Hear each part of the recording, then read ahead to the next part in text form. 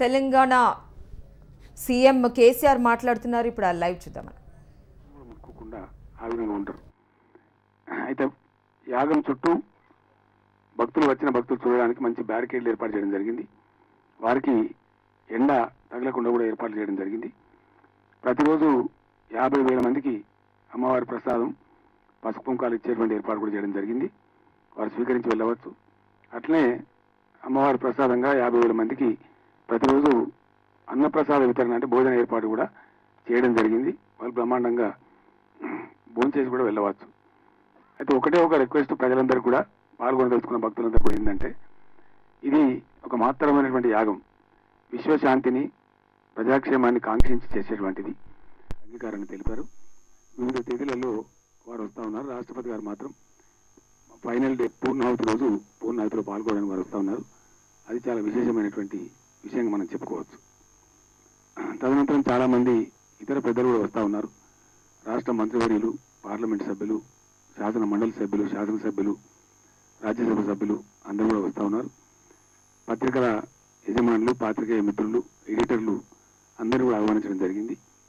చాలా మంది ఆసక్తి ఉన్నటువంటి సెలబ్రిటీస్ కావచ్చు, అవార్డు గ్రహీతలు కావచ్చు, కవులు రచయితలు కావచ్చు, పారిశ్రామికవేత్తలు కావచ్చు, అందరూ కూడా ఆహ్వానాలు పంపించడం జరిగింది.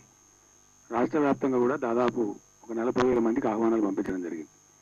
సర్పంచ్లకు, ఎంపీటీసీలకు, కౌన్సిలర్లకు, మండల అధ్యక్షులకు, జడ్పీటీసీ సభ్యులకు, జడ్పీ చైర్మన్లకు, సింగిల్ విండో చైర్మన్లకు, డీసీఎంఎస్, డీసీసీబీ చైర్మన్లకు అందరూ కూడా పంపడం జరిగింది. చాలా వరకు రావాలనే ఆసక్తి కూడా జనాలలో ఉత్కృష్టమైనటువంటి యాగం, సాధారణంగా నిర్వహించేది కాదు. జగద్గురు వారు శంకరాచార్యులంతటి వారే చంద్రశేఖరరావు గారు పెద్ద సాహసం చేసినారు, ఇది బాగా మా ఆశీస్సులు ఉంటాయి, నిర్విఘ్నంగా జరుగుతుందని చెప్పి వారు దీవెన ఇచ్చారు. కష్టంతో కూడుకున్నది అయినప్పటికీ చేయాలని సంకల్పించడం కాబట్టి, ఆశయం సిద్ధించింది కాబట్టి చేస్తూ ఉన్నాం. అయితే చాలా మందికి చాలా అనుమానాలు ఉన్నాయి. ఇక్కడికి రానిస్తారా, రానివ్వరా, పాసులు ఏమైనా ఉంటాయని అనుకుంటున్నారు. దీనికి అందరూ ఆహ్వానితులే, అందరూ కూడా రావచ్చు, ఎటువంటి రిస్ట్రిక్షన్స్ కూడా ఉండవు. కాకపోతే సుమారు 6-7 రాష్ట్రాల నుంచి వస్తున్నటువంటి ఋత్విక్కులు, ఉపాసకులు, వాళ్ళు ఇది ఉత్కృష్టమైనటువంటి ఒక కావ్యంగా మన మహా కార్యం కాబట్టి, యాగం కాబట్టి దీనికి అర్హత ఉన్నటువంటి వాళ్ళు మాత్రమే ఋత్విజులుగా వస్తున్నారు.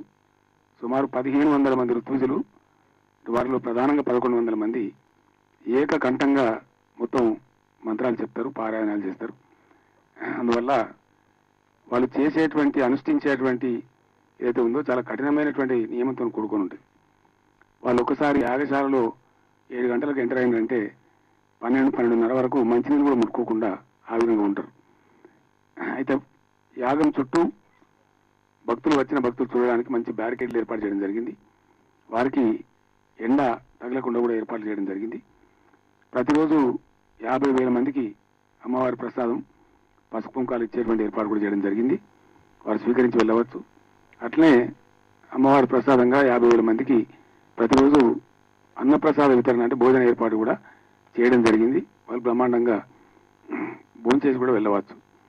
అయితే ఒకటే ఒక రిక్వెస్ట్ ప్రజలందరూ కూడా పాల్గొనదలుచుకున్న భక్తులందరూ కూడా ఏంటంటే, ఇది ఒక మహత్తరమైనటువంటి యాగం, విశ్వశాంతిని ప్రజాక్షేమాన్ని కాంక్షించి చేసేటువంటిది, ప్రజలందరూ కూడా సుఖంగా ఉండాలని చేసేటువంటిది.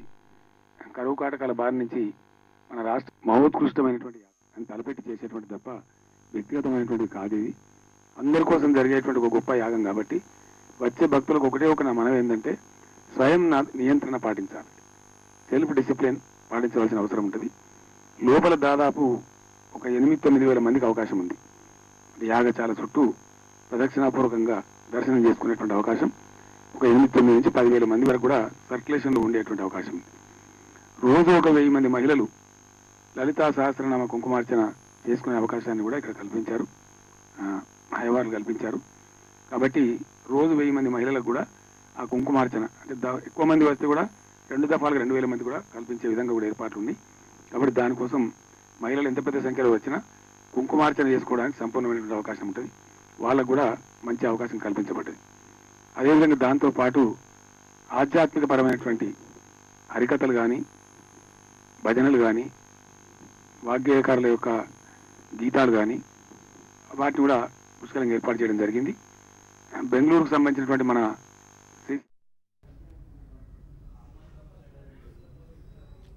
ఇవి ఈ బులెటిన్ విశేషాలు. Stay tune.